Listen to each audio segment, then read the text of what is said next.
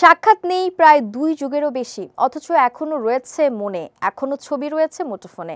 তবু অপেক্ষার অন্ত নেই। একের পর এক প্রেম, তারপরও বলিউডের ভাইজান খ্যাত অভিনেতা সালমান খানের অস্তিত্ব জুড়ে আছে শুধুই একটি নাম, সাবেক বিশ্বসুন্দরী ও অভিনেত্রী ঐশ্বরিয়া রায়। এরই নাম বুঝি প্রেম, এরই নাম ভালোবাসা। সম্প্রতি এসব কথা সদ্য ফাঁস করে দিয়েছেন বন্ধু বলিউডের মিস্টার পারফেকশনিস্ট অভিনেতা আমির খান। বিগ বস 18 এর মঞ্চে পর্দার 2 সহ অভিনেত্রী মুখোমুখি। তাদের পর্দা ভাগেরও অনেক বছর পার হয়েছে, তবু সখ্য রয়ে গেছে, বন্ধুত্ব রয়েছে। সেই সুবাদেই বন্ধুর ফোন ঘাঁটছিলেন মিস্টার পারফেকশনিস্ট। তখনই তার চোখে পড়ে ঐশ্বরিয়া রয়ে গেছেন, শুধুই ছবিতে নয়, ফোন কল লিস্টেও নিয়মিত নাকি ডাক আসে তার এখনো। সামাজিক মাধ্যমে উকি দিলেই এখনো তারা যত্রতত্র সর্বত্র। প্রেম থাক না থাক, ভক্ত অনুরাগীরা মন থেকে এখনো চান মিলন হোক সালমান ঐশ্বরিয়ার।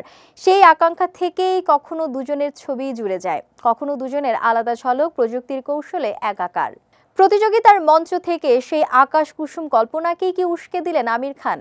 এর জবাব মেলেনি। তবে আমিরের উস্কানির জবাবে ভাইজান অকপটে উত্তর দিলেন, আমি কাউকে সরাই না, যেতে দেই না, যে যার মতো করে আসে থাকে এবং নিজেরাই আবার চলে যায়।